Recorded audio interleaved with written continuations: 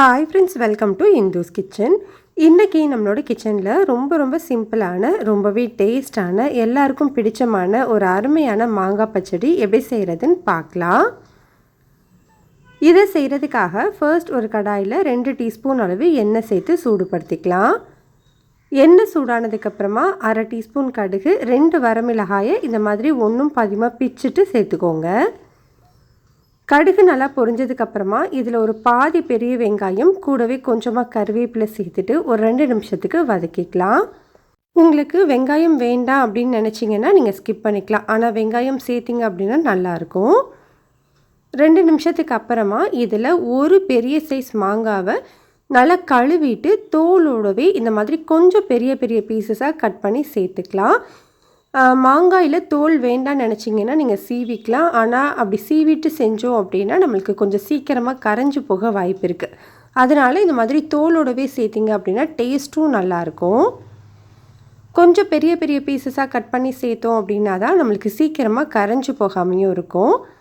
இப்போ இந்த மாங்காயை எண்ணெயிலேயே ஒரு 2-3 நிமிஷத்துக்கு நல்லா வதக்கி விட்டுக்கலாம். வதக்கினதுக்கப்புறமா இதில் ஒரு பிஞ்ச் அளவு மட்டும் உப்பு சேர்த்துக்கோங்க. நான் கல்லுப்பு ஒரு 4-5 பீஸ் கல்லுப்பு சேர்த்துக்கிறேன். இந்த மாதிரி நம்ம உப்பு சேர்த்தோம் அப்படின்னா நம்மளுக்கு இனிப்பு நல்லா தூக்கி கொடுக்கும், டேஸ்ட் நல்லாயிருக்கும்.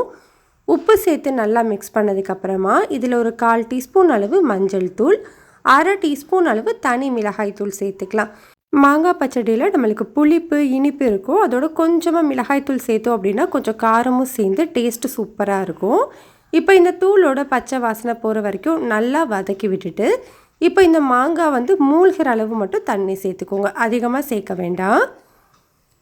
தண்ணி சேர்த்து இதை நல்லா மிக்ஸ் பண்ணி விட்டுட்டு ஸ்டவ்வை மீடியம் ஹீட்லேயே வச்சுட்டு இதை ஒரு மூடி போட்டு ஒரு 5 நிமிஷத்துக்கு மட்டும் வேக வச்சுக்கோங்க.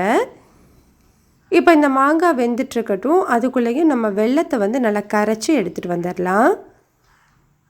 அதுக்காக ஒரு சாஸ் பேனில் மெஷரிங் கப்பில் 1/2 கப் அளவு பொடிச்ச வெல்லம் சேர்த்துக்கிறேன். 1/2 கப் வெல்லம் அப்படிங்கிறது கரெக்டான அளவாக இருக்கும். இப்போ இது கூடவே ஒரு 1/4 கப் அளவு மட்டும் தண்ணி சேர்த்துட்டு இந்த வெல்லத்தை நல்லா கரைச்சி எடுத்துக்கலாம். பாகுபதம்லாம் எதுவும் கிடையாது, வெல்லம் நல்லா கரைஞ்சால் மட்டுமே போதும். இப்போ பாருங்கள், நம்மளுக்கு வெல்லம் நல்லா கரைஞ்சி வந்துருச்சு. இந்த டைமில் நம்ம ஸ்டவ் ஆஃப் பண்ணிக்கலாம். இப்போ இது இருக்கட்டும்.